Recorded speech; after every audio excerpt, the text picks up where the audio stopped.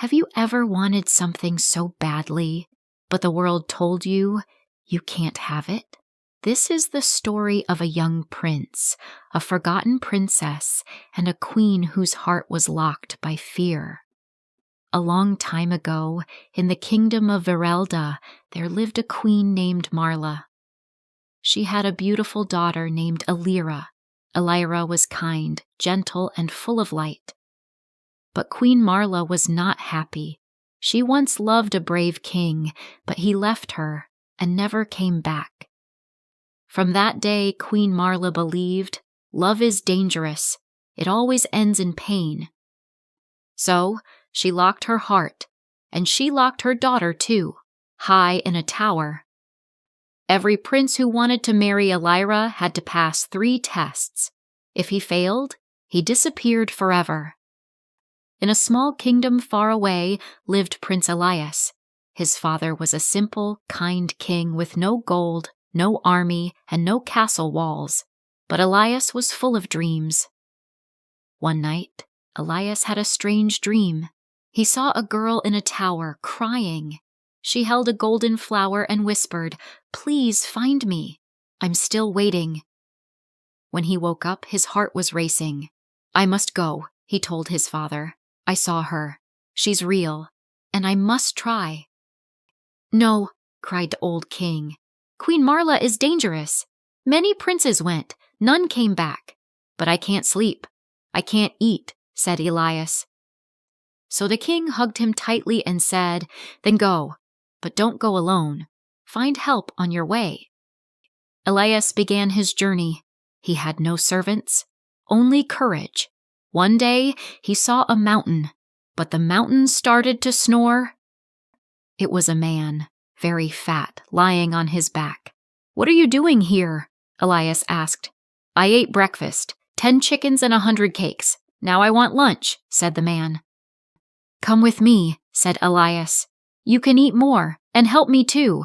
"Bring me food," said the man, "and I'll do anything." Elias gave him a sandwich. The man smiled and said, "Call me Grub."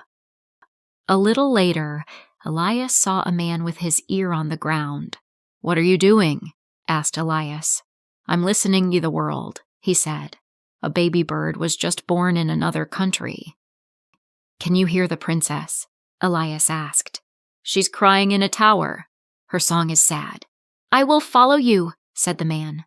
"Call me Whisper." Then Elias saw 2 trees. No, arms. They belonged to a man with the longest arms in the world. "Can you help me reach something far?" Elias asked. "I can reach anything," said the man. "Call me Stretch." Next, Elias met a man with one hand over his eye. "Are you blind?" Elias asked. "No," he said. "I can see too much. I see through trees, mountains, even time. Call me Glimpse." Finally, Elias met a man wearing many coats on a hot day. "I'm cold," the man said. "Always cold." "But it's summer?" cried Elias. "If I take off my coat," said the man, "snow will fall. The world will freeze." "Can you help me when fire comes?" asked Elias. "Yes," said the man. "Call me Frost." Now Elias had 5 strange but loyal friends. Elias reached the queen's castle and said, "Queen Marla, I wish to marry Princess Elira." The queen smiled, but her eyes were cold. "Then bring me my blue jewel from the river," she said, "before sunset." Elias ran to his friends. "Where is it?" he asked. Glimpse looked. "There, deep under the water," but it was far. Stretch reached in, but he couldn't grab it.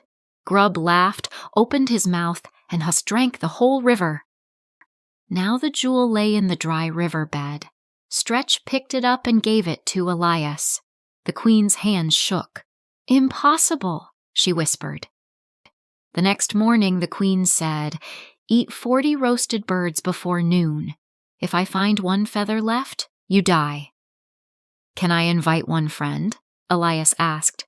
"Only 1," said the queen. He brought Grub. By noon, not only were all 40 birds gone, So was the queen's kitchen, garden, and fruit trees. "Still hungry," said Grub, licking his fingers. The queen turned pale. "This one is dangerous," she whispered to herself. That evening, the queen gave Elias sweet food and wine. She secretly put sleeping powder in his drink.